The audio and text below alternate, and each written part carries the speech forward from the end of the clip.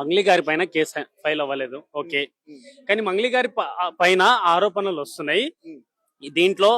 అందుకే మేమేం చేసామంటే ప్రొడ్యూసర్ కౌన్సిల్లో దీంట్లో వెనకాలంతా రీసెర్చ్ చేసి ఒక 20 రోజుల నుంచి బాగా రీసెర్చ్ చేసి తండాలలో వెళ్ళి ఆఫీసుల చుట్టూ తిరిగి ఇక్కడ ఏముందనేది దీంట్లో రీసెర్చ్ చేసిన తర్వాత మేము ప్రొడ్యూసర్ కౌన్సిల్లో ఎక్కడైతే ఏ డిపార్ట్మెంట్ లో అయితే తను పని చేస్తుందో ఆ డిపార్ట్మెంట్ నుంచి ఈరోజు ఆ స్థాయికి ఎదిగింది కదా, ఆ డిపార్ట్మెంట్ లో ఈమెపై ఆరోపణలు ఉన్నాయి. ఇది నిగ్గు తేల్చే వరకు, ఇన్వెస్టిగేషన్ పూర్తయ్యే వరకు, దీంట్లో కడిగిన ముత్యం లాగా బయటికి వచ్చేంత వరకు మీరు ఎటువంటి సినిమా అవకాశాలు కానీ ఈవెంట్లు ఇవ్వద్దని ఈరోజు మా బాధితుడు కూడా ఆమెకు ఒకవేళ సినిమా అవకాశాలు ఇస్తే ఏదైనా ఈవెంట్లు వస్తే ప్రొడ్యూసర్ ఇంటి ముందు పోయి మేము ధర్నాలు చేస్తామని చెప్పి చెప్పడం జరిగింది. పోలీస్ కేసు పెట్టొచ్చుగా ముందు, అతను మంగ్లీ వల్ల బాధితుడిని అయి ఉంటే పోలీసులు ఎందుకు, మరి చట్టం ఎందుకు, వ్యవస్థలు ఎందుకు? ఇదే క్లారిటీ ఇస్తా.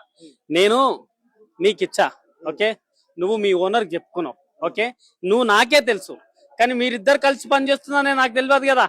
ఈ రోజు బాధితులు అనేది వచ్చారు కదా, బాధితులు ఏం చెప్తున్నారు, మాకు ప్రతిరోజు ఒక వారం రోజులు 10 రోజులు తర్వాత వచ్చి మధు యొక్క ముఖ్య అనుచరుడు రమేష్ ఏం చెప్పిండు, మంగ్లీ గారు స్వయంగా రాత్రి ఈవినింగ్ 6 గంటలకు వచ్చింది, ఆఫీస్కి వచ్చింది, బ్యాగ్ తీసుకొని పోయింది.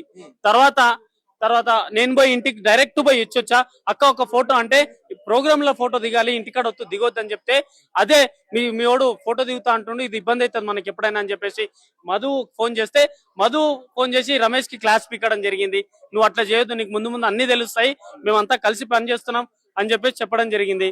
ఈ రోజు నువ్వు మధును ముందలుంచి నువ్వు బిజినెస్ చేస్తున్నావా? చెప్పాలి కదా.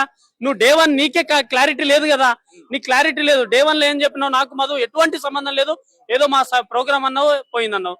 డే 2 ఏమన్నావు, నాకు మధుకు మా తమ్మునికి ఫ్రెండ్షిప్ ఉందని చెప్పినావు. నిన్న ఏమన్నా, నీ మైక్రో ఫైనాన్స్ లో బాధితులు అన్యాయం జరిగిందని చెప్పేసి అన్నావు. ఇది ఎట్లా తెలుసు నీకు? చెప్పు, ఇది ఎట్లా తెలుసు నీకు?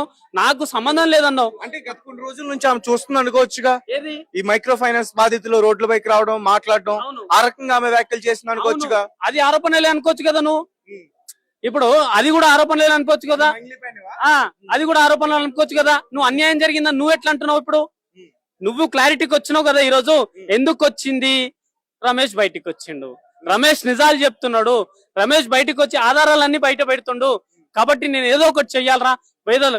అదే నేను ఏమంటున్నా అంటే సిబిఐకి ఒక కంప్లైంట్ ఇద్దాం. మేము మీడియా ముఖ్యంగా సిబిఐ దగ్గరికి వెళ్ళే సమయాన్ని మేము ఇస్తాం, ఓకే. మా బాధితులు ఇందాక చెప్పారు కదా, మీ ఛానల్లో కూడా కవరేజ్ చేసుకున్నారు కదా, సిఐడి ఆఫీస్ లో కంప్లైంట్ చేసి